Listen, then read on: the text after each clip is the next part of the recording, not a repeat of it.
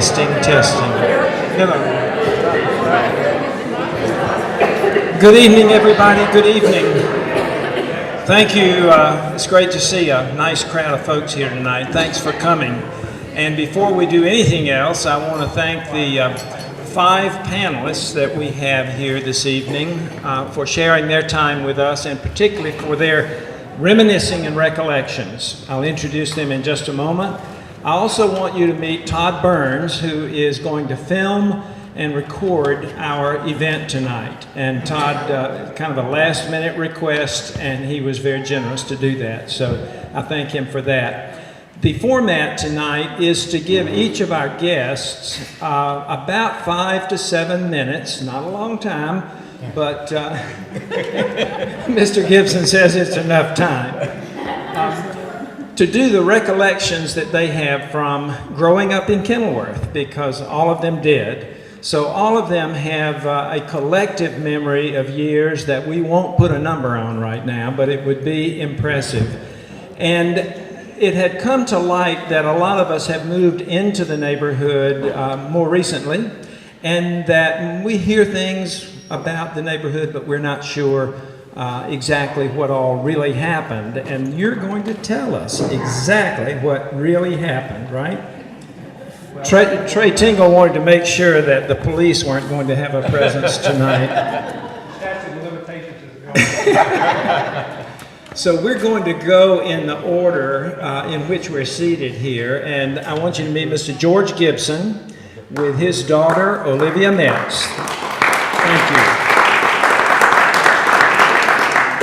I'd like to add that these folks are members of the St. John A. Baptist Church up on Dalton Street, and if you have never been there, make a trip, because it's a beautiful little church, and it is also where the South Asheville Cemetery is located, and that is an important jewel in the history of Asheville, let alone Kenilworth. So if you don't know anything about that, please catch one of us so we can tell you about it. In the center is Mayor Margaret Ingle, who was born in Kenilworth on Forest Hill Drive and lives now across the street from her original home here. So it's great to have her. Next is someone probably unknown to you, and that's Marvin Chambers. Marvin's a big part of our neighborhood, and I don't mean just big part, I mean an important part of our neighborhood. Goes to church here at Kenilworth Presbyterian. And on the end is Trey Tingle, whose family operated the Tingle Cafe in downtown Asheville. Anybody ever eat the Tingle's Cafe? We've got a few hands up. Okay.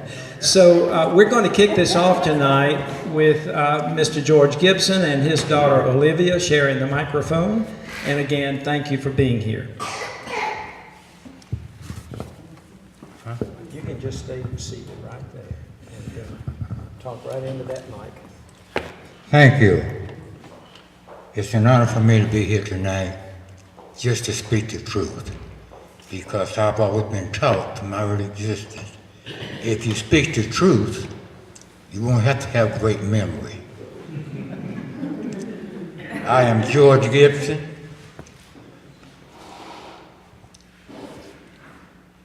Of Kenilworth. I'm just thinking. I'm going to tell you who I really am.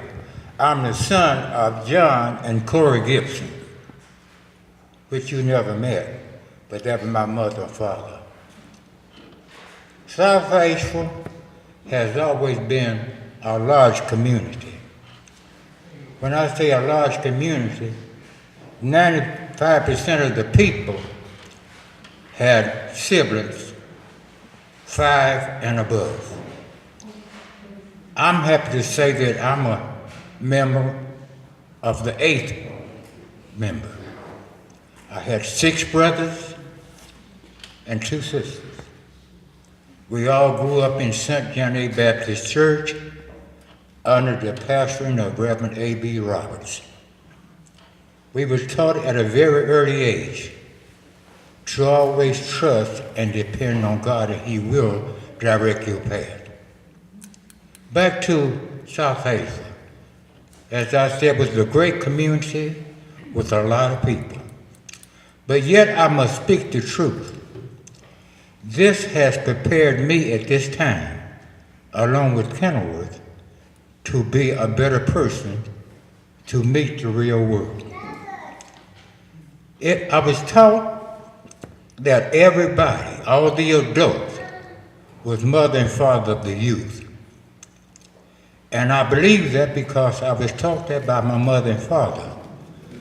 But if you know the truth,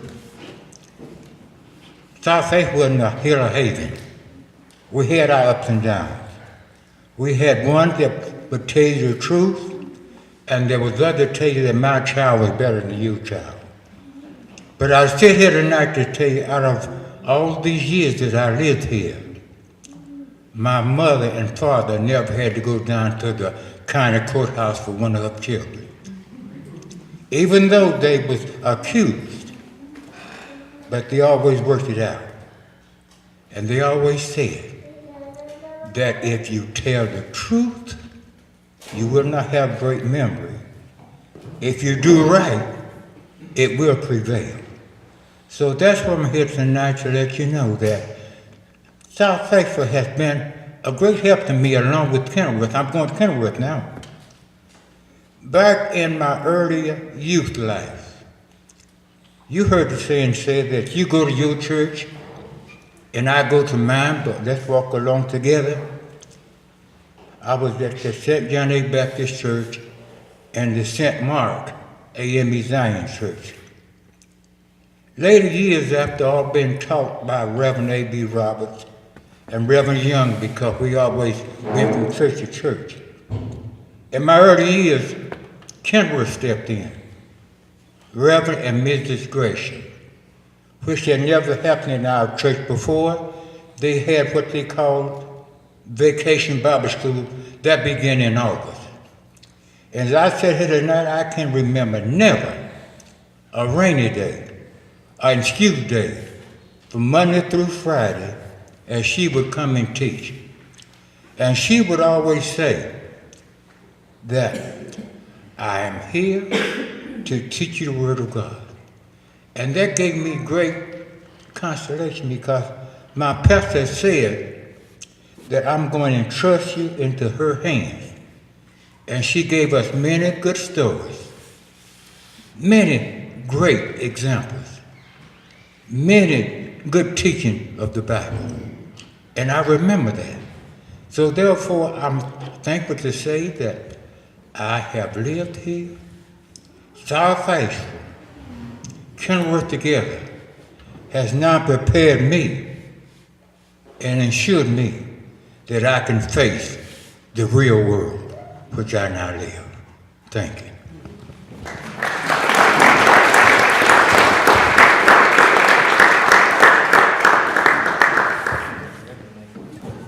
I should have said to begin with, I've got some index cards and a few pencils or a pen.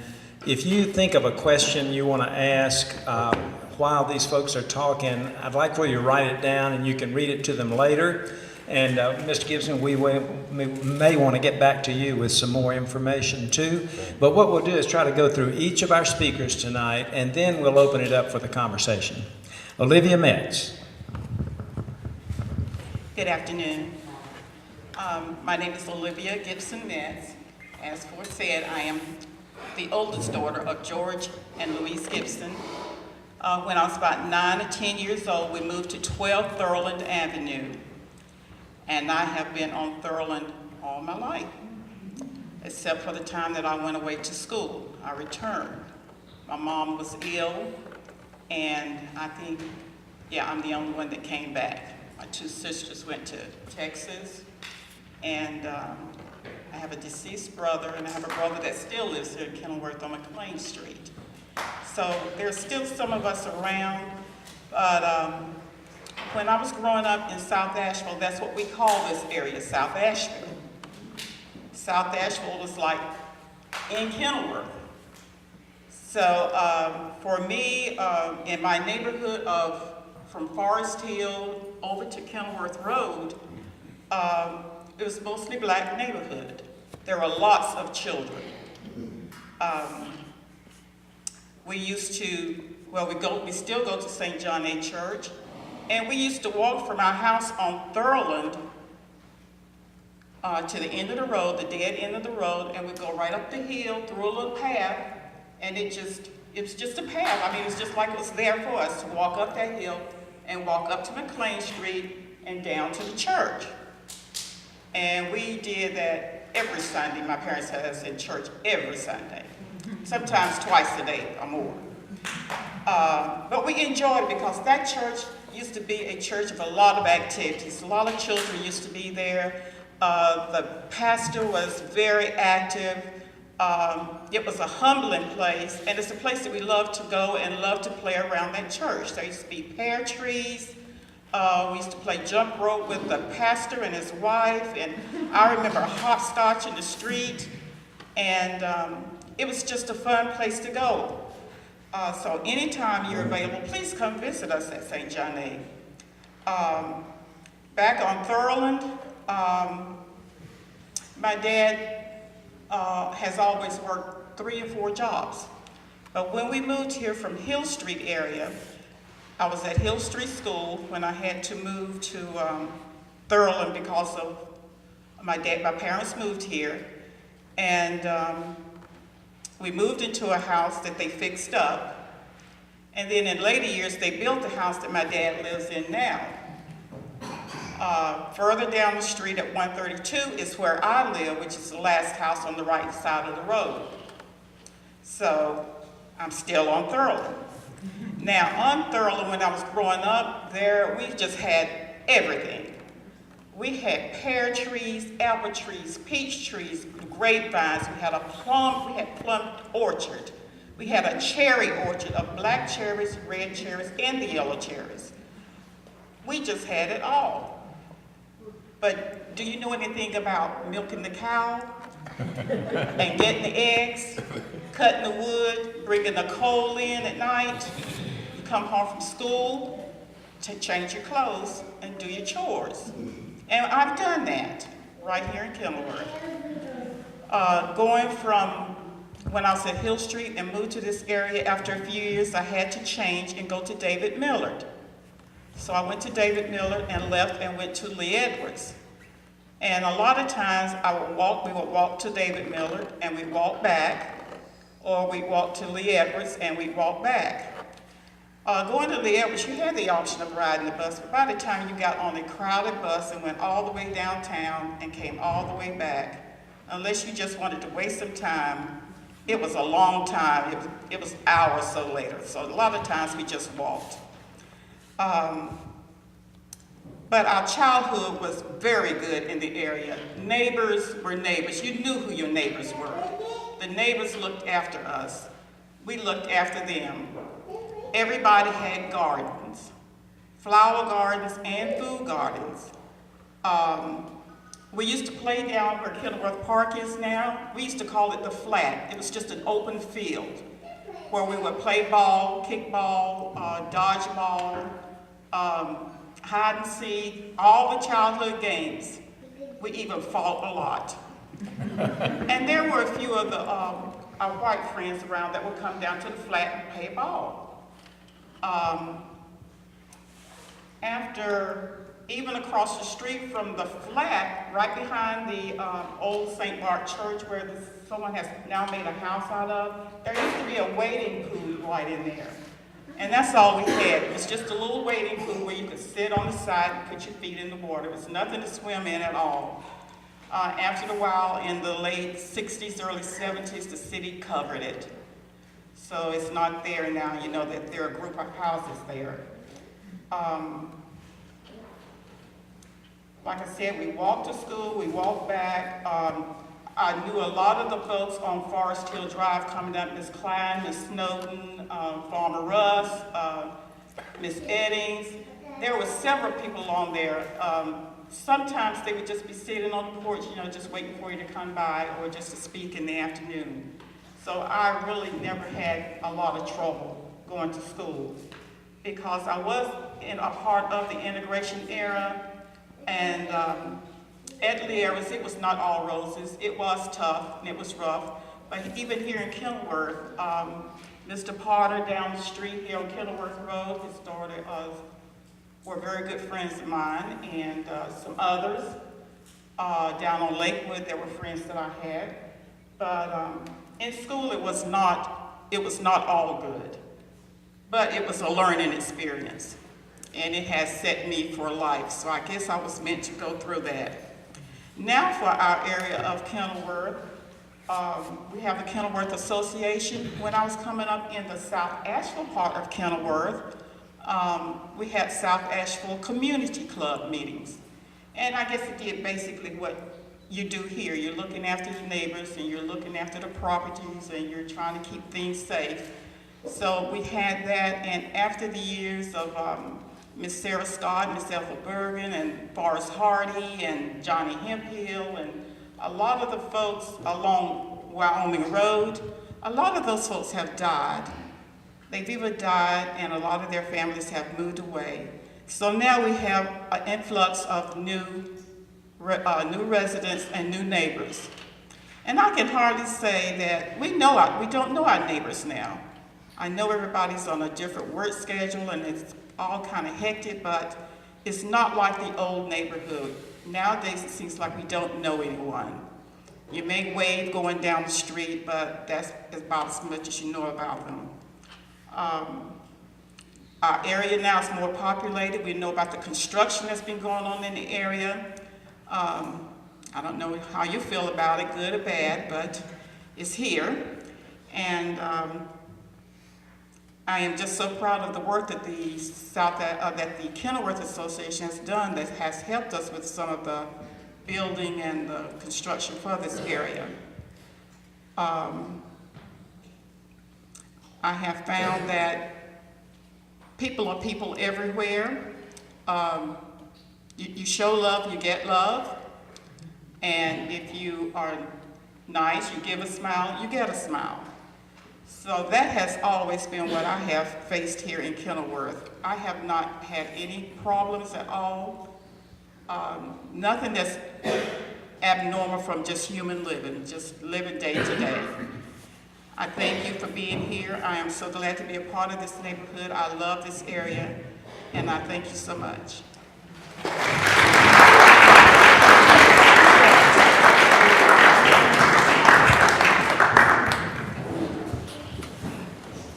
Well, you will know that we have lived in the same neighborhood, because you'll hear me mention names. You'll know who I'm talking about. Many of you won't know. But I was just thinking, and you will hear the repetition of the things that we both have enjoyed, and we certainly had not talked before we got here. I'm Mary Margaret Engel. My mother bought a house on Forest Hill Drive in 1946. She wanted a brick house that was square, and she felt like that the house she found there met this definition. So that was why she said she bought that house. But we moved in and had wonderful neighbors and became a part of the neighborhood, always feeling safe being there and getting to know everyone. She lived there until she was 90 years old. She vowed and declared she would never leave, but she had a stroke at 90 and she had to leave, and her house was sold then in 2004. My husband and I bought a house in Kenilworth across the street in 1977. And we really bought it because we hoped that by being there, Mother could stay in her house a little bit longer. And I could certainly tell, being across the street, Mother and I kind of had signals in the middle of the night. If she needed something, rather than call me, she'd turn her light on, and somehow that would wake me up, and I would look out and see her light on and call her. So it worked real well, and she was able to stay there a long time. We've all tried to make a few notes, because when you start reminiscing, you really think of a lot of things, and I think we could all talk on and on and on about different things. But I was just thinking, as I moved in, you just mentioned Mrs. Snowden, and Mrs. Snowden was the principal of Newton School, and she lived in the first house on Forest Hill Drive up on the right, and she walked to work, and I really thought that was amazing that you could just come out and walk to work. And I don't even know whether she had a car. As far as I knew, she didn't. She just walked everywhere that she went, but she lived there. There were lots of teachers in the neighborhood, and again, Miss Klein lived 3 doors down. and she was a teacher. The lady that lived in the house that I live in now, Mrs. Bates, was a teacher, and she taught at Swannanoa. She taught at Hall Creek. Mrs. Sawyer lived in the house that the Lunds live in now. They were next door to Mother, and she taught at Swannanoa. So we had lots of people who were teachers, and Mr. DiNardo lived over near Appalachian Hall, and he was the band director at Lee Edwards, and was wonderful. Other neighbors that lived up on our street and were in business and all, Cecil Clayton lived a couple of doors up, and Mr. Clayton, they attended church here, but he retired and was at Three Mountaineers for many, many years. Just a wonderful person. The man across the street worked at Morrison's uptown, the hardware store. And again, Mr. Wilson would come out and get on the bus every morning, and he would ride the bus to work and went up there and worked there until he retired. A lot of other people in the neighborhood were railroad men. A lot of people worked for the railroad. My father did, and there were others that all around us that worked there as an engineer or as fireman, or my dad worked in the roundhouse and in the supplies there. Mr. Sawyer, who lived next door, worked as far as long as I can remember. He was a car salesman, and he worked for Ed Orr Nash Motors up on Cox Avenue.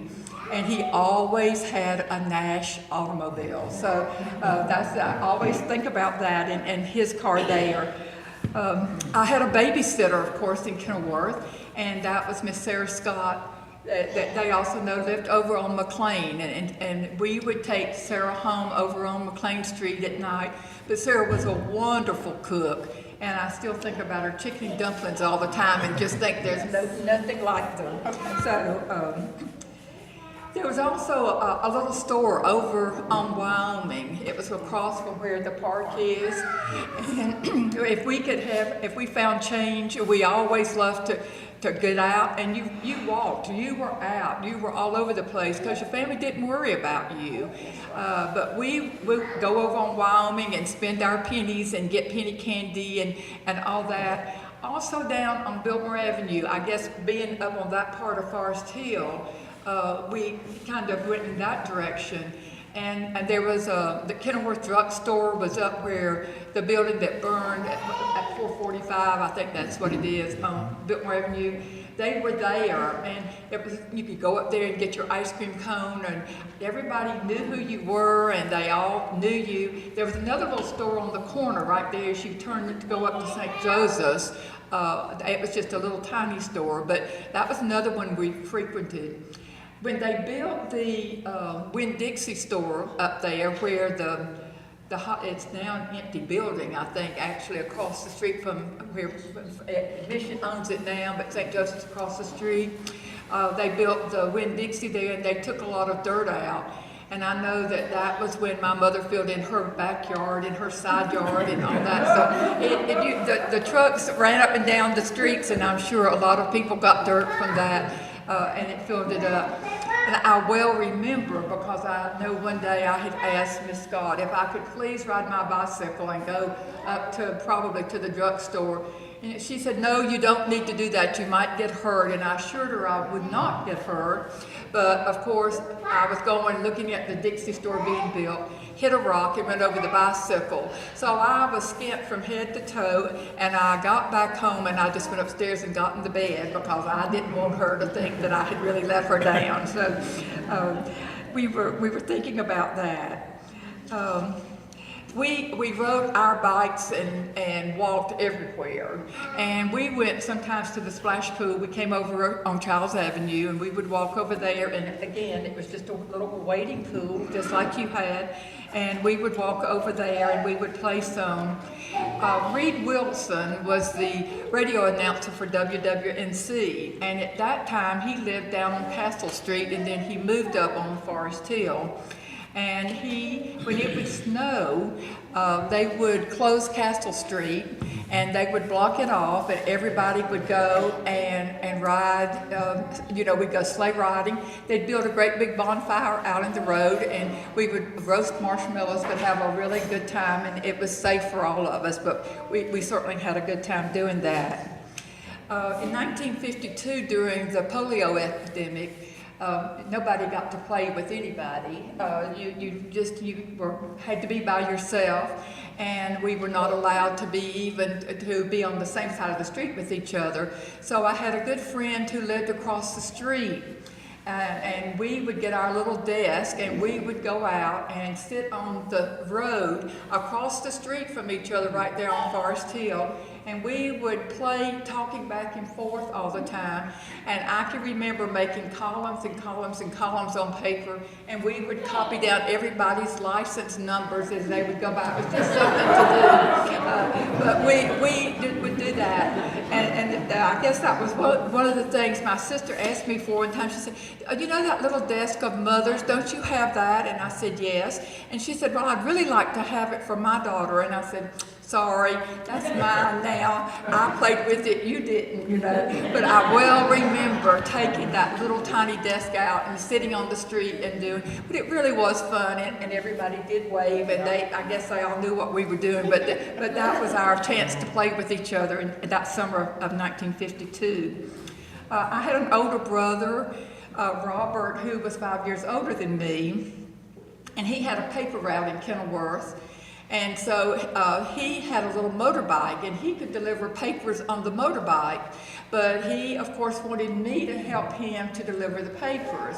And with him being 16 and me being 11, I had a bicycle, and we would deliver those papers, but he got to drop a whole bunch of his off up at Appalachian Hall. But he always told me, he had more than half the paper route. But when you did that, you delivered those papers, but then you also collected, and the family didn't think anything about it. You just did it, and I was really happy that I had done that, because when I turned 16, one night I was coming home from church and I was late, and I ran the red light on Biltmore Avenue, and I was pulled over, which just scared me to death.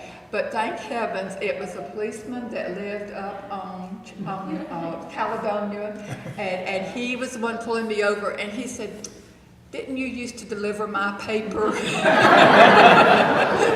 And I said, yes. So that was nice. I felt like that saved me. He assured me I should slow down, and I certainly didn't need to be running red lights.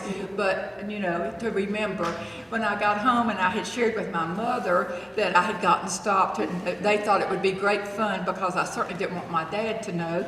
My brother said, the policeman's already called to tell him. So there were no secrets in Kenilworth, I guess.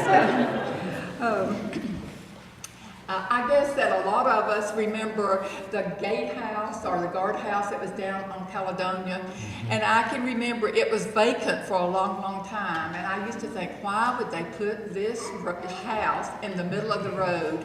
And I used to think, when I grow up and I go to work, I'm going to buy this house so I can tear it down. And others must have thought that way, because I think then Bob Tucker's family were the ones who bought it, and it was torn down at that time. But there was a guardhouse right there in the middle of the road, and it certainly did separate everything as you went into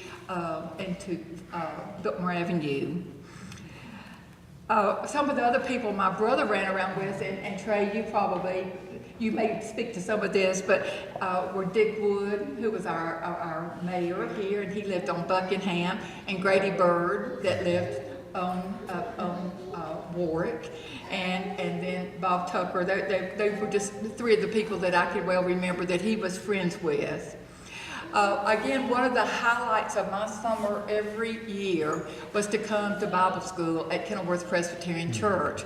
We attended church at Central Methodist uptown, But in the summer at Kenilworth Presbyterian, that was the Bible school to go to, and everybody came. And there were two sisters who lived a couple of doors up from me, Joyce and Nancy Clayton, and they were very musical, and they were a few years older than all of us. But we had a wonderful time, and we sang, and we did arts and crafts, and that was just a highlight of the summer. And I still always think about that. Anytime I hear Onward Christian Soldiers, we always sang that, or the B-I-B-L-E's, and that was something, we had learned those, but we had a good time. We really did all play together. When I was about 14, a girl across the street had agreed to babysit for some people one night, and she got an invitation to do something else, and she'd called and said, "Would you babysit for me tonight?" And I said, "Sure." And so I went. That was the only way her family would let her out to do what she wanted to do. But after that, I babysat all the time, and I babysat over in the Beverly Apartments. And I actually had 3 buildings, kind of formed a triangle, and babysat during the week, every night, just about, and on weekends always. And then in the summertime, they all knew they were my children anyway, so the families got together, and each one would have me one day a week, but we were outside, and so we were all together then. But it was wonderful. It was a great way for me to earn my money. And of those people, many of those moved into Kenilworth then from over there.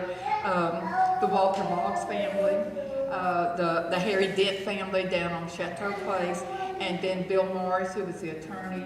All of these people I had babysat for when they were living over there. Again, people in Kenilworth have always been friendly and outgoing. We had a swing on our porch at home, and we all sat out there. There were rocking chairs on the porch, and we rocked and we waved, and everybody spoke to each other, and that was it. We always took care of older people in the neighborhood, and my grandmother lived with us, but she made wonderful potato rolls, hot potato rolls, and also an orange chiffon cake. And it was kind of rumored in the neighborhood that it was worth getting sick if Miss Gathings would make you hot rolls and bring to you, so you would have those. And then Miss Klein up the street, her mother, the mother of the teacher, always had cookies and candies to share with all of us. But it's been interesting, and it's really, it's hard to believe that you start off as one of the youngest and then you end up being one of the oldest. But it's fun now to, that's right. It's fun to see all the young families that have moved into the neighborhood, and then I know just Sunday as we rode by the park, the yard out in front of Kenilworth Presbyterian was covered with children. I think they were having an Easter egg hunt. But anyway, this was good. But Kenilworth has always been a fun place to live, and I really have never wanted to live anywhere else. Thank you.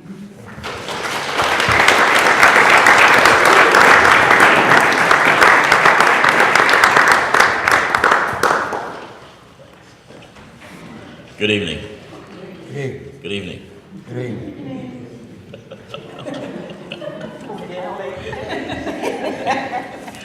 Well, I'm Marvin Chambers, and I have lived in Kenilworth for more years than I probably want to tell you. But I came here into Kenilworth. My grandfather and grandmother moved on McLean Street, which is South Asheville. It wasn't Kenilworth, it was South Asheville. Okay, and when I say South Asheville was from Forest Hill Drive up Wyoming to Kenilworth. That's where all the black folk lived, and that was South Asheville. I came here, I would come out in the summer from off of Hill Street, and I would stay with them during the summer. And then I came and moved here for when I was in the 3rd grade, and I went to Livingston Street School. We all walked to school. We would walk down through, we'd go down past where she was saying, up through the flat and up Forest Hill Drive, across through the hospital grounds, down Livingston Street. and we'd walk there and back, rain, sleet, shine, or snow. Then I went back to Hill Street with my mother's mother, and I stayed there while I was in the 4th grade. And then they came and got me in the 5th grade, and then I came back here, and I've been here ever since. One of the things that happened is that I remember all the things that has been said and some other things too. Mr. Withers' store. Mr. Withers was the entrepreneur. Very nice guy. Terrible disposition. Bread was, if you got white bread, it was 10 cents, and if you got whole wheat bread, it was 12 for a loaf. And it was made in the Wholesome Bread Company, which is off of what used to be on Choctaw. That's where, right behind the old, was it Firestone? There's a building there now, it's doctor's offices. There used to be a Wholesome Bread Company.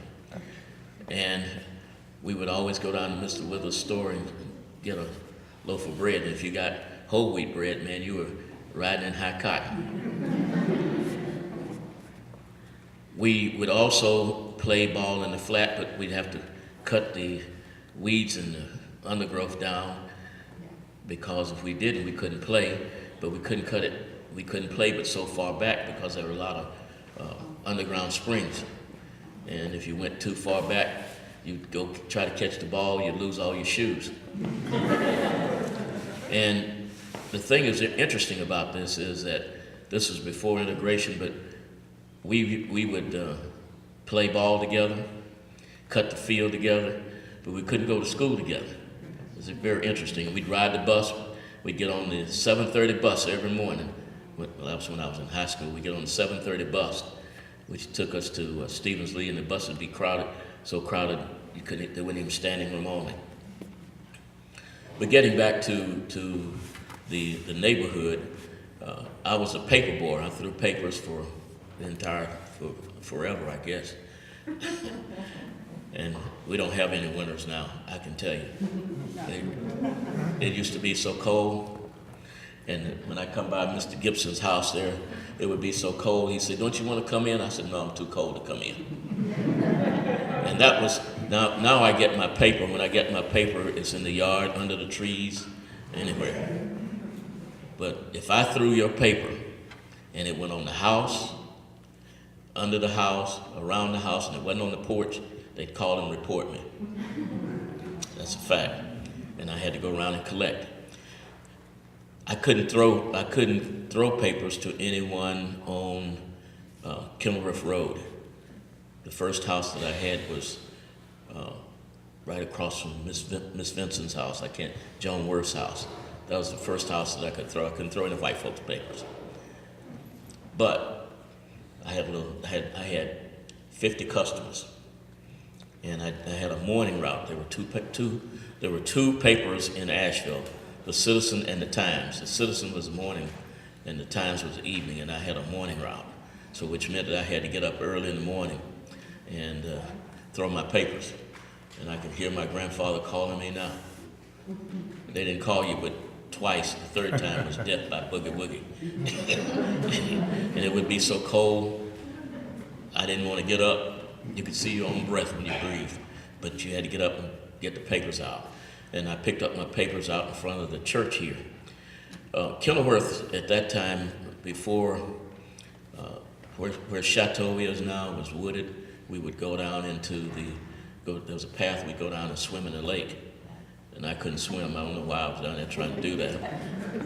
The Lord was sure after me, because I tell you what, I think about it now and I just shudder.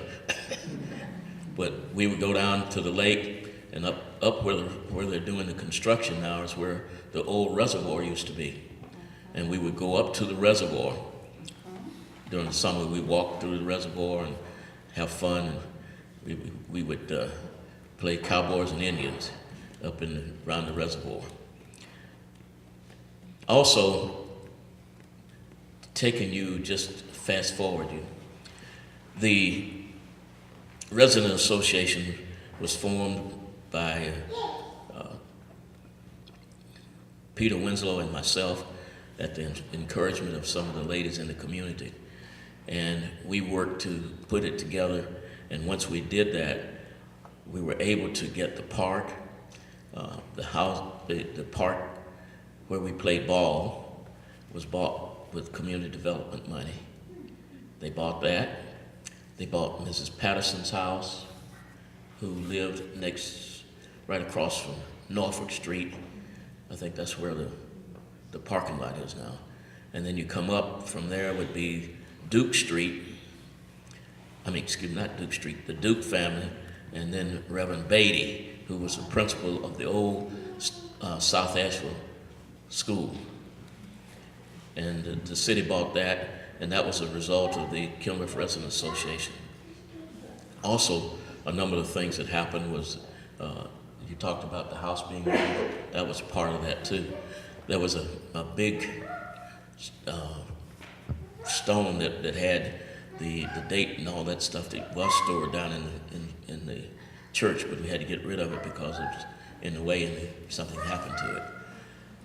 There's a lot of rich history here in this community that has allowed this community to be what it is now.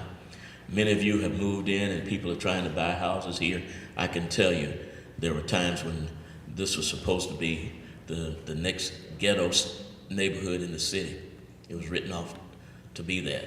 And the realtors would not sell houses and would not show a house over here. And the resident association said that we were not going to allow that to happen.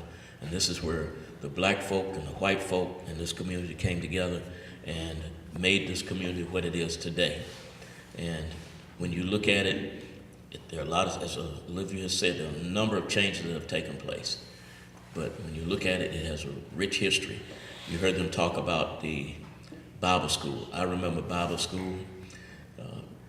I was going to St. Mark AME Zion Church down the street. St. John A was up the street.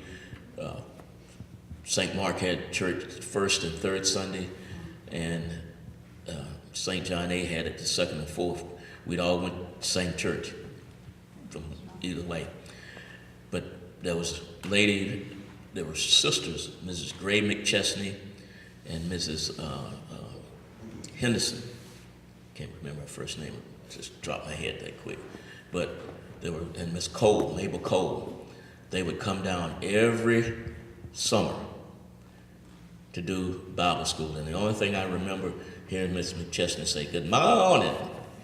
How are you this morning?" She had a very strong Southern accent. But they would come down and help with the Bible school, and there was crafting and a number of other things from this church. When you look at this community and see the kinds of things that have happened here, it is a wonderful community to live in. I've been here more years than I probably want to tell you, but even with the good and the bad, it's still good. And hopefully you're working with it and working together to keep it that way. Particularly the younger folk who are coming in, it's very important that you maintain the integrity and so forth of the neighborhood. The Harvest House, the houses down where they built the public housing, used to be a field owned by Mr. Ragsdale. The black man, he used to own a whole lot of property out here. More property than most folk think. And he helped to make this what it is. That's just part of what I have to say. I did have some notes, and I had laid them down on the table, and I got some very tragic news before I left, and I walked off and I forgot them.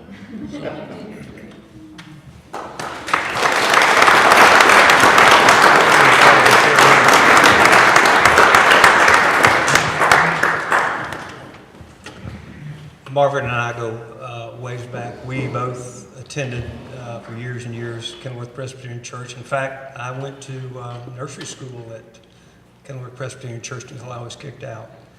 I had, by whatever means, I guess, watching television back in the day, called my instructor a witch, and they sent me off to parochial school over at St. Genevieve's of the Pines. So That's just me. My family has been in, on both sides of the family, in Kenilworth since the 1920s. My dad, A.M. Tingle Jr., grew up on Forest Hill Drive, right up the street from you, Miss Engel. And his father, my grandfather Tingle, actually moved here from Bridgeton, North Carolina, which is a little settlement across the Neuse River from New Bern on the coast, because he had tuberculosis. And Asheville was known for its clean, cool air and sanatoriums for TB patients. So he moved here, got the cure, and opened a boarding house with his wife, grandmother Nellie, down on Broadway where I-240 crosses. So they were in competition with the old home up the street run by the Wolves. Years later, grandfather moved up the street and opened a little restaurant where I think Strata is now located on Broadway. And it operated there from 1918 until about 1972 or 3 or 4, somewhere in there. My mother, Billy Ropp Walker, who, by the way, I think worked for your mother in the old welfare department, Miss Ramsey, after she came out of UT with her degree in sociology. Grew up on Bowcatcher at 407 Bowcatcher Road, which is a little 2-story house across from Morningside Baptist Church on Bowcatcher Road. And that was in what was called, and maybe still be called, the Morningside section of Kenilworth. And when I came around, I appeared, Mom and Dad bought a house on Hillendale, which was between Aurora Drive and Kenilworth Road. Again, this was in the Morningside section. And I know that Mike and Susan Stevenson, being former educators, and I know Susan likes history, but if you've seen Aurora Drive, if you know anything about Roman mythology, you know that Latin, if you know a little bit of Latin, Aurora means dawn in Latin. And Aurora was the goddess of dawn. And she would climb across the skies, welcoming her brother, Sol, the sun, every morning. So that is why, I guess, they call it the Morningside section of Kenilworth. On Hillendale, which was then in the county, I think the city monument for the city limits was located between Chateau and Clearbrook. There's a little concrete monument there, but we were in the county. And behind our house on Hillendale was a big open field with horses and mules and a 2-story barn. And the Tingle kids, the boys in particular, would spend many a night, many a day in that barn. And you could jump from the hayloft down into the hay below and have lots of fun. The grandparents still lived over on Bowcatcher. They raised chickens before chickens were popular nowadays. It's sort of the end thing, but it was sort of a necessity. And I know that Mr. Gibson has raised many a chicken, and that has produced lots and lots of eggs. But Grandmother Walker had her hen house. The neighbor behind her, the Birds, had a big hen house. And a particularly mean rooster that would work me over when I was 4 or 5 as I cut across the creek behind our house heading to the grandparents' house. I learned to carry a big stick and lots of rocks.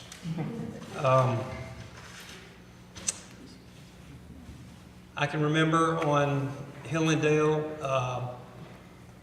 when the bowling alley was built. It used to be an open pasture, again with horses, fenced in. And remember looking out the bedroom window at night and seeing the brand new neon lights from Starlane's bowling alley.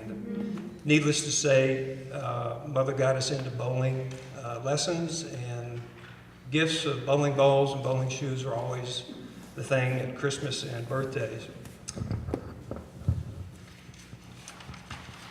In 1962, the parents bought a house on Marne Road. Marne Road is located off of Kenilworth, and it's down on Kenilworth Lake. And I think the big thing on Marne Road was the continuity of the families there. We had a doctor, Dr. Bruce Galloway, Ed Meadows, who ran the first real sports store here in Asheville. That's where you went for your track shoes or your hockey sticks or your official archery equipment. They outfitted the Edwards High School football, basketball teams, baseball teams, and that sort of thing. And what was unique about the Meadows house, which is like 4 doors up from us, is that they had an official composition badminton court under lights. And during the summers, the families on the street would get together, and that would be our entertainment. We would spend a few evenings every week up there, family versus family, no prisoners taken, and just had a blast. Entertainment, when I was growing up, this is when we lived on Hillendale, Dad would put us in the car, we would travel down to Amboy Road where Carrier Park's now located. There used to be an airfield down there. And we would sit by the runway and watch planes take off and land.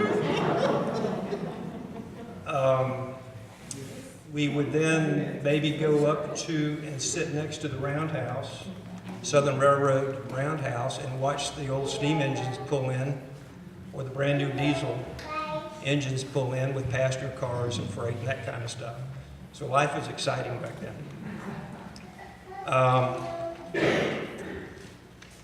Bike riding, way back up, parental supervision back then, I think wasn't as strict as it is now.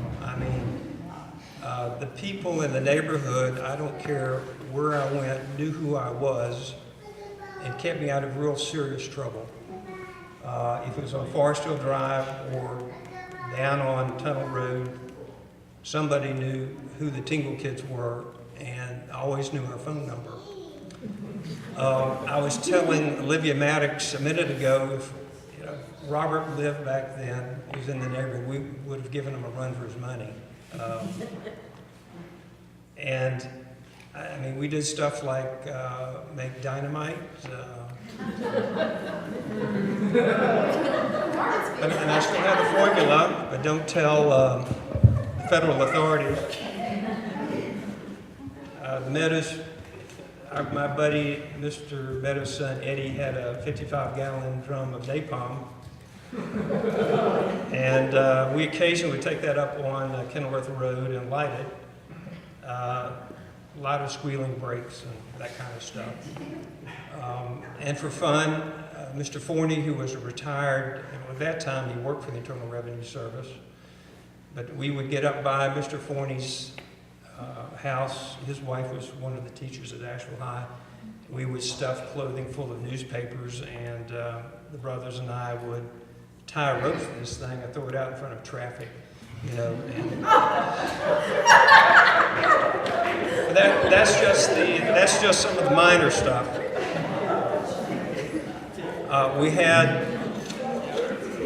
Luckily we did have a Robert Maddox back then. It was a police officer, Gene Jarvis, down on Waverly Road, who knew our number. He didn't have to look it up. If there was ever a problem, he would call up and say, "Billy, what are your sons up to?" Lots of fun on Kenilworth Lake. Lots of fun walking across the dam.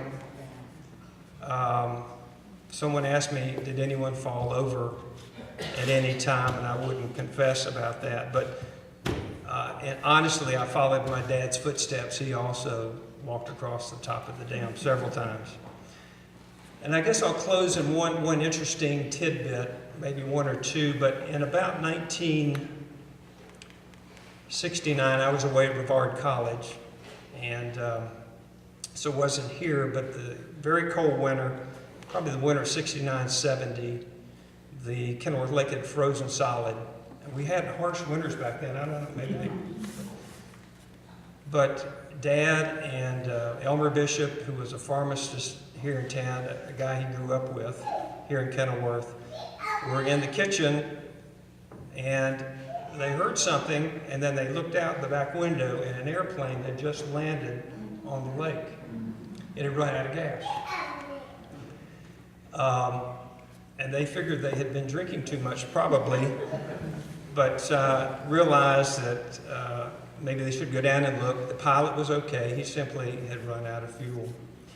And I think it was, and maybe somebody can correct me here, I think it was Bill Norwood who used to have his TV program on Channel 13, Mr. Bill and Bozo. He was one of the weather forecasters.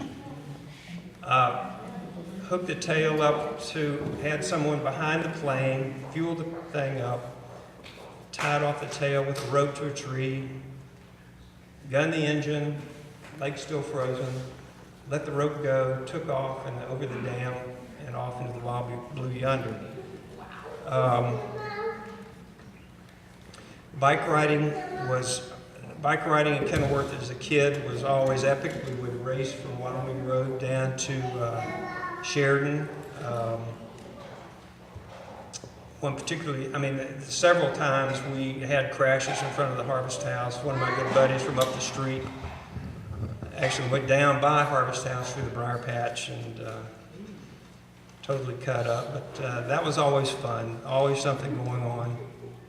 And I guess one final thing, and this is because last night in my backyard there were several bears. We woke up about 3, and I think they got my neighbor Mindy's garbage last night. Bear trash morning. Big mama and 2 cubs. But it reminded me of an incident that happened in probably 1960 on Hillendale.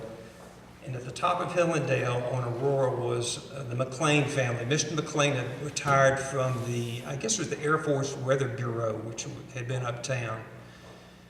He and his wife and his Cocker Spaniels. And behind his house was a field. This was next to the pasture in the barn.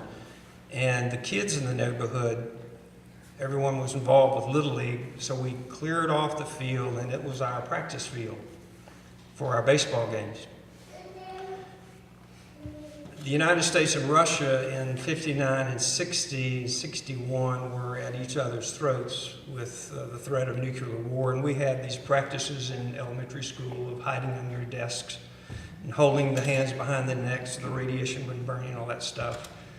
But anyway, Mr. McLean built probably the first bomb shelter in Asheville in the basement of his home. And this was the official thing with the air ducts and the separate water system, and he had food supplies back in there. And the door to the thing faced the ball field. So one day we kids were down in the field playing ball, and I saw my mother and my sister drive up in the car, and they rolled down the window about that far and screamed out, "Get home, there's a bear in the neighborhood." They rolled up the window and took off, back down the house. And Mr. McLean heard this and saw this, and he and his dogs walked into the bomb shelter and turned the lights off. And after Mom left, Mr. McLean started growling and roaring. And of course, that got our attention, and one of my friends from in that section of the neighborhood, Mike Quinn, who was big for his age, full of himself, decided that he was going to subdue the bear. So he walks up to the entrance to the fallout shelter, the bomb shelter, and picks up a lead pipe that was laying out there, and then treads into the darkness. And of course, everybody else was outside. I wasn't going to go in there. And then there was a blood-curdling scream because Mike had stepped on one of the Cocker Spaniels with his cleats. And that caused, 12 kids to take off down through the woods. And Mike reared back and hit himself in the mouth and knocked his 2 front teeth out.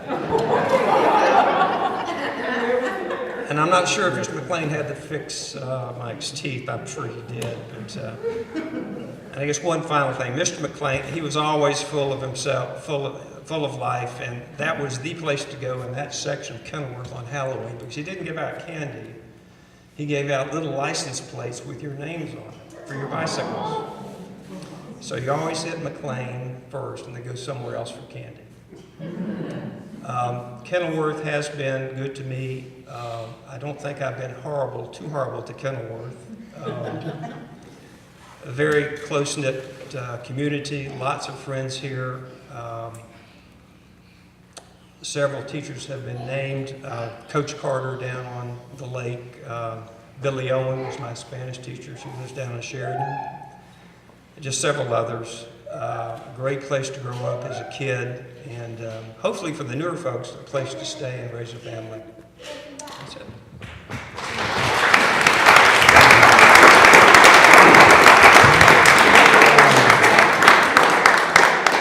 Thanks to each one of you for sharing a little bit about your memories of the early part of the neighborhood. It's really been interesting and funny, and something that Olivia said piqued my interest because she commented that all the neighbors knew each other.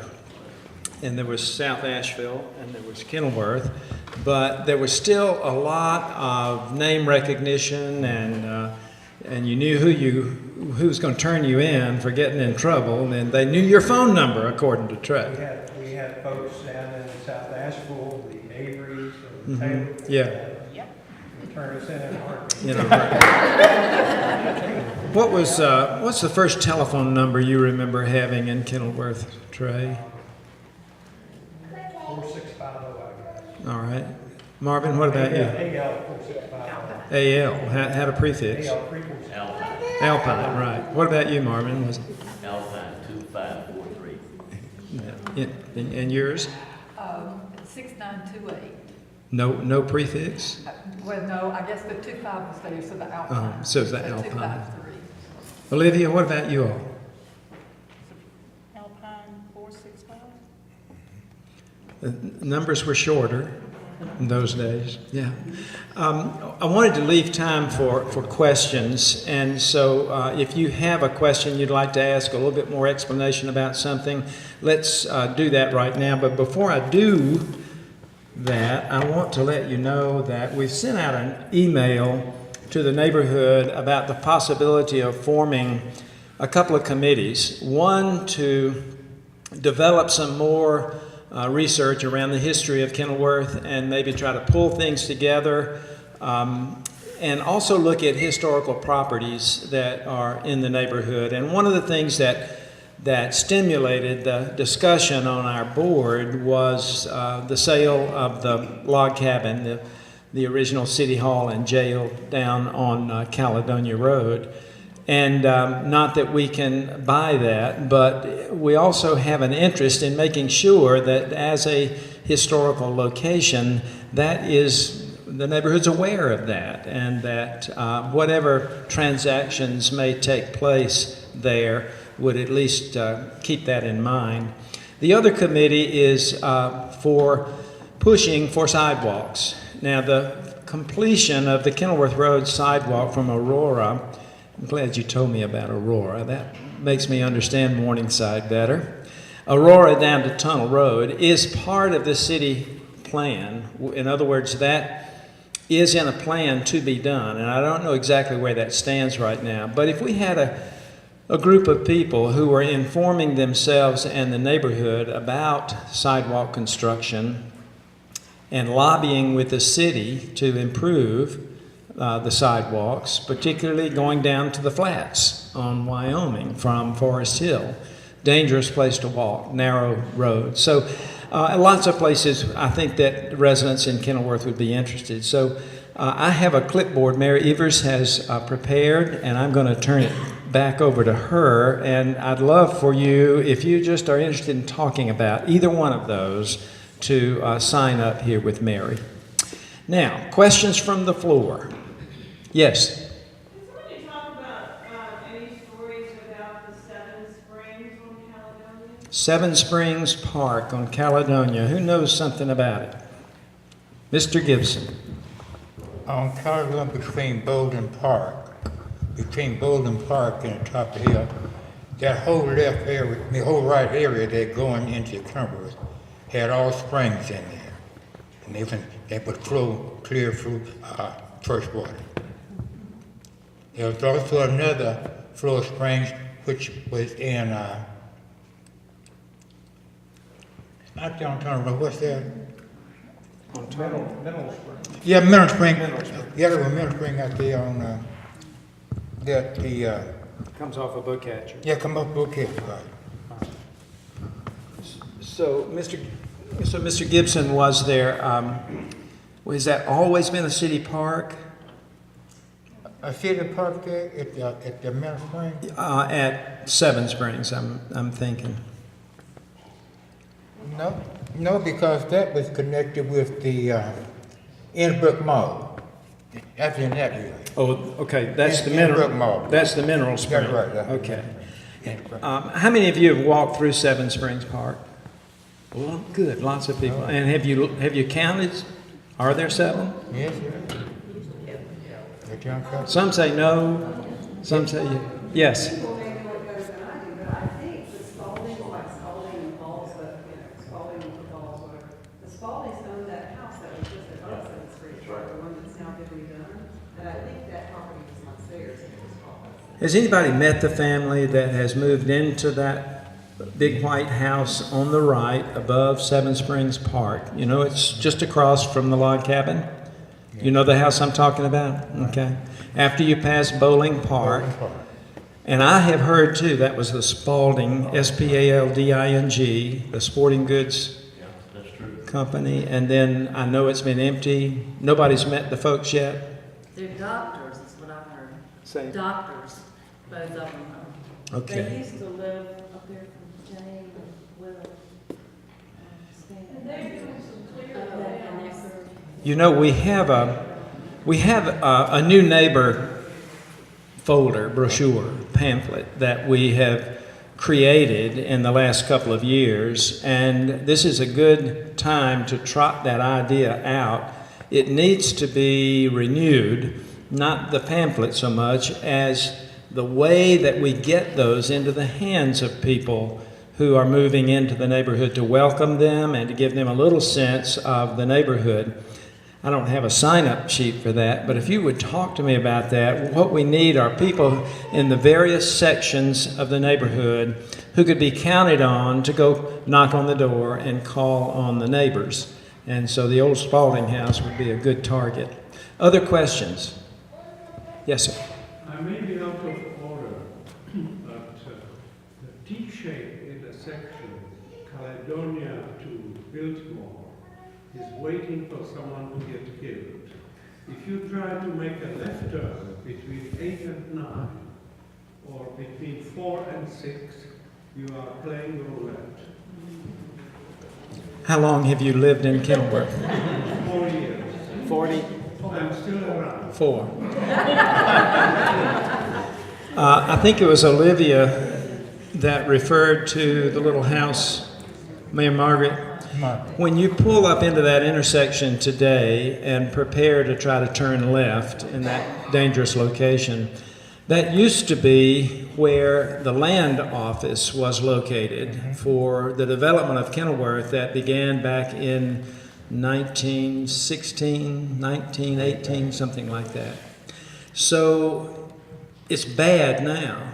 It was awful in those days. A little triangular shaped stone building, and you had to pull just past it to be able to see left. There wasn't so much traffic in that time. Not as much traffic, although that was still there in the early 70s. Right. I don't know exactly when it got torn down. Somebody told me, which one of you said who bought that? And Robert Tucker owned it. Tucker. Yeah, Robert Tucker. He's the realtor. But that's not out of order at all. I think that's something we all experience. And what can be done? Stoplight? I don't know, but something that would make that safer. Mike? Yes. The residents, this has been some years ago, we tried to get a stoplight there because we knew that was a problem. We tried to get a stoplight, and they told us it didn't work. Because number one is that Biltmore Avenue is a state highway, and a state highway and a city road coming together. The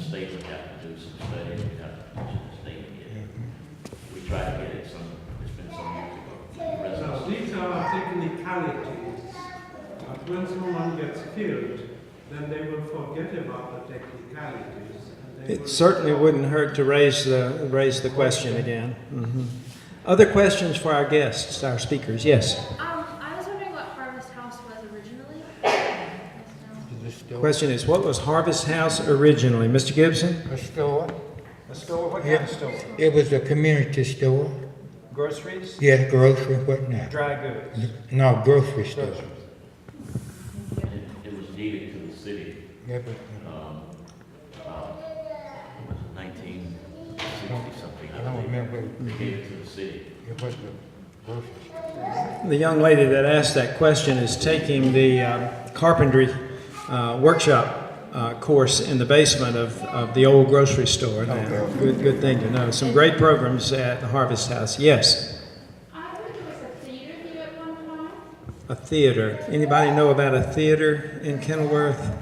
I don't remember it. I haven't heard about I that. don't remember. Okay. Anybody else? Yes, John. Streetcar ever run through Kenilworth? Say again. A streetcar ever run here? Did a streetcar ever run in Kenilworth? No, just down Bill Avenue. Had buses. Original plan for it to, for there to be, but it never happened. The developers had planned for a streetcar, and I'm assuming it was on this end where Kenilworth Road is a little wider, but that never got done. I think they planned for several things that didn't get done. I'm particularly disappointed that a 9-hole golf course that they planned for did not happen. Other questions? What was Kenilworth Inn originally? The Kenilworth Inn originally. Who wants to talk about that? It was Kenilworth Inn. It was an inn. It was an inn, a resort hotel, wooden, built in 1890. World War I, it was a military hospital. Right, but it was built, Susan, 1891? There's a stone marker. There's a stone marker in front. It has the date 1891. And not too long after it was built, it burned to the ground, but was rebuilt in its current form. Right, Steve? And as it was finished, just about the time World War I broke out, or early in the war, the federal government then took it and used it as a hospital for troops. And then it came, after the war, it came back as the Inn, Resort Hotel, and World War II came along. And I think the same thing happened in World War II. And then following that, I don't think it returned to the hotel activity. It became Appalachian Hall, which was a hospital for mentally ill, emotionally ill, and folks with addictions. The Griffin brothers, 2 doctors, operated that until they closed it down as they got older. Has an interesting history, though. Other questions? Yes. We live on Kenilworth, and apparently our house was owned by one of the early judges. And our backyard's really flat. We've heard there was a tennis court. It butts up to the South National Cemetery. I didn't know if anyone knew anything about that. A tennis court. Which how? What number? Yeah, to play tennis court is what? Right. What? I'm sorry. Yeah, maybe, yeah. It's we're a couple houses over from the entrance of Bowcatcher Heights. So there was supposedly a play tennis court in our backyard. Right. It's a very, very flat piece of Yeah. next to the chest. Do you remember any tennis courts? I heard about a badminton court. Tennis court right there near the cemetery, between the cemetery and, I think Lawyer Howard owned that house there on Kenilworth Road. And they had a tennis court there right near the cemetery. Lord Howard. Yeah, Lawyer Howard. Man, Right. Barnes lived there after that. Who was it? Didn't find out from Congo probably. That's right next to the McChesney property. Right. Right the back of it. Other questions or things you've heard that you think might be true? Want to check it out? Yes. I heard that this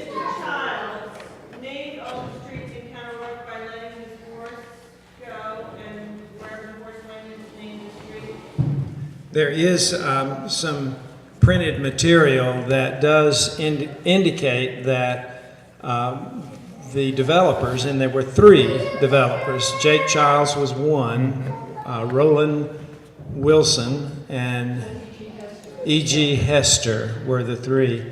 And there's a photograph that we have displayed back in February that we have, Joan, that was printed years ago in a neighbors section of the Citizen Times that went to this area, to East Asheville, and it showed 5, maybe 6 men on horseback riding along, old photograph, and that is maybe where that came from, and it may be true that they laid out the streets. They didn't name them in that way, but they laid out the streets by having the horses follow a reasonable terrain. Horses, being smarter than we are, wouldn't go up a driveway that goes this way or that way. So that may be true, but I don't know of anything that would verify it.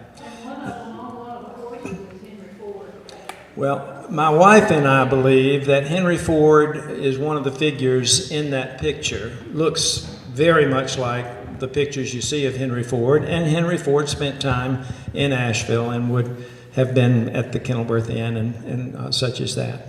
If you go up McLean Street, you can say that's true. Yep. All you have to do is just go up, because 2 cars can't go up. Well, one can't go up and another come down. The horses went up that street in single file, didn't they? That's it. Yes, David.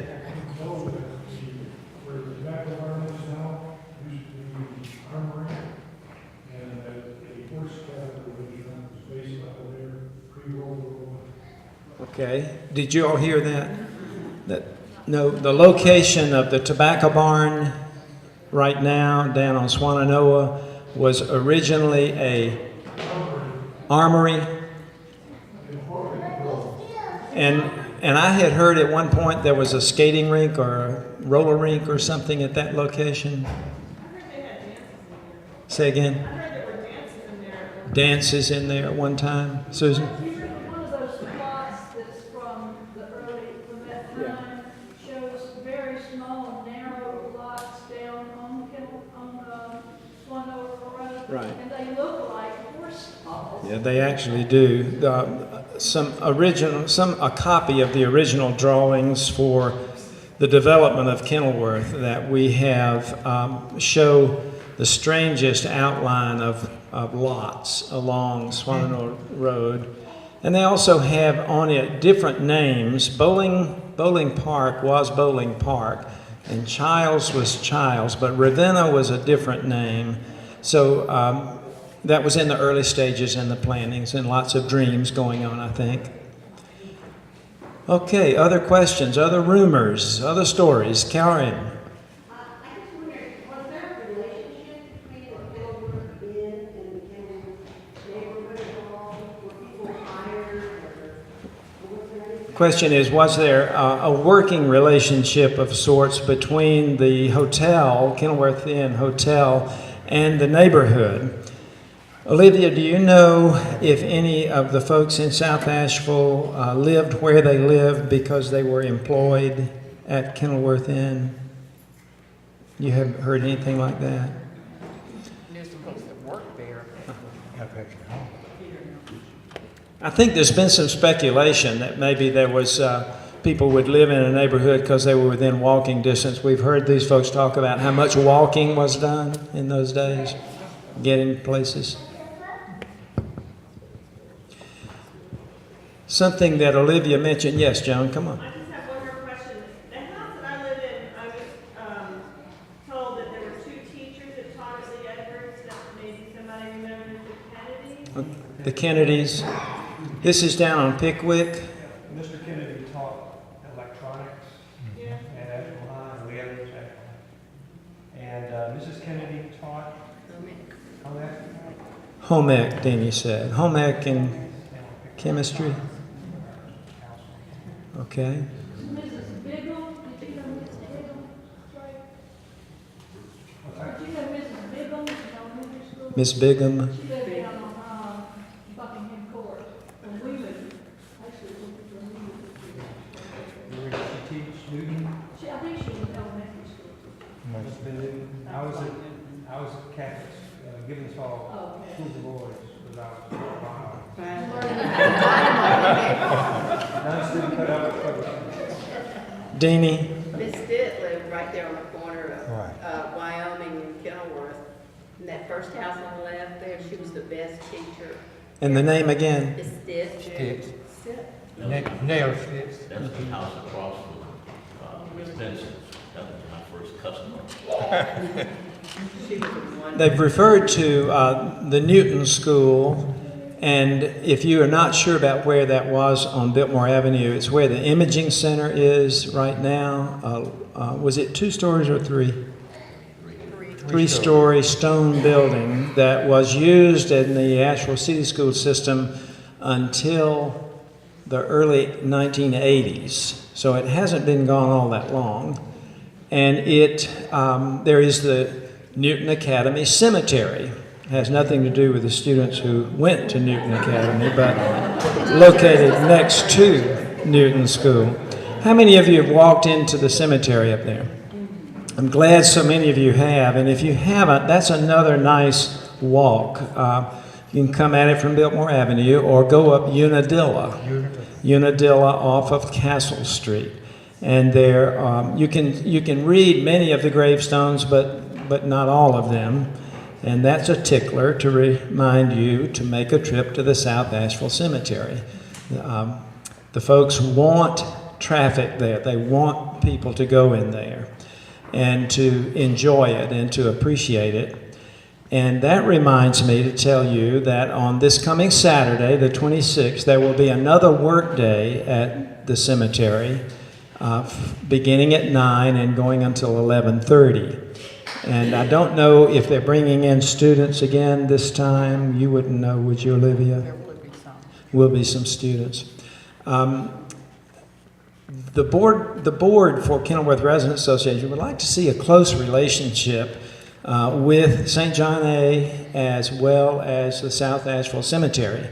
And so there's no reason for a divide in the neighborhood. And this would be a wonderful way for us to prevent that and to make progress in knowing our neighbors. As you look around the room in here tonight, if you have trouble naming everybody, you have a lot of good company, because I think we're all that way. So take advantage tonight of these name tags and go and speak to people and find out where they live. Like, I'm glad to know Joan's house was populated by teachers in the past, because Susan and I are teachers, and there are other teachers here, and April Spencer lives in a house Susan and I lived in once. Renee? I have 2 questions. One is there an Asheville Historical Society? An Asheville Historical Society. Historic, yes. There's You know, it's a part of the bigger picture of Asheville. Kind of nice for those of us who are interested to hook up with them. And instead of reinventing the wheel to some extent, maybe we can learn something from them. The second question I have is, suppose you live in a house and you're curious, like you are, about the history of your house. Isn't there some place in Asheville that keeps public records? Yes. Of various addresses? Yes. You can research your property and find previous owners, register of deeds, right, Susan? And that is available by computer. And so to answer that question is, you can do that. It probably will take unless you're really, really comfortable doing that kind of work, it'll take some repeated efforts. But the folks at the Register of Deeds office will be glad to help you. So I would recommend going down there and telling them what you're looking for and ask if they can help you figure out the system, but it can be done. And to your first question, Jack Thompson is the president of the Preservation Society of Asheville. And Jack is coming to the May board meeting, right, Mary? Or June. Maybe the June board meeting. So we have had some contact with him. We are interested in his being able to guide us with this project. So you're right. We don't want to just start anew. Okay. There's also the Western North Carolina Historical Association, which is housed in the Smith McDowell House. Western North Carolina Historical Association in the Smith McDowell House. Who's been to the Smith McDowell House? Over on the AB Tech campus, and they're celebrating a particular anniversary, I think. There's a certain celebration that's going to be happening there at Smith McDowell this summer. A lot of good stuff going on. Yes? I'm lucky to know the history of my house. Our house was built in the 1920s, and we're the first Morgan house. We bought it from the owner's daughter. And do you remember, did you say the date when it was built? In the 20s. 26. 26. Thank you, Cindy. Which house are you in? Forest Hill, which number? We're across from Mary Margaret. We lived next to Mary Margaret's mother. And that's where the man lived that worked for Edward Nash. Right. And Miss Sawyer. and Mr. Sawyer. Mr. Sawyer and Mrs. Marlowe was his mother-in-law, and She lived to be 100. Miss Marlowe, whose husband built the house, lived to be 102. Miss Sawyer lived to be 100. Love to hear about that longevity in Kenilworth. Mary Margaret, there's a building on Cox Avenue that's called the Sawyer Building. Was that where the motor company was? he was saying Studebaker. Studebaker's. He just always go to Nash. Anybody else? Other questions? You are welcome to hang around and talk, and do meet somebody tonight that you do not now already know. Yes? Just want to make one statement. One more statement from Marvin Chambers. There was a school right behind the church. Which church? St. John A. I'm sorry. Do we have three? St. John A. There was a school behind St. John A. Okay. Called South Ashland. Mr. Bailey was the principal. And the site where that school was is still right there. I mean, it's not overgrown. Is it for sale? Okay, want to say tonight again, thank you for being here. Thank you to those of you who bought refreshments. And please hang around and talk.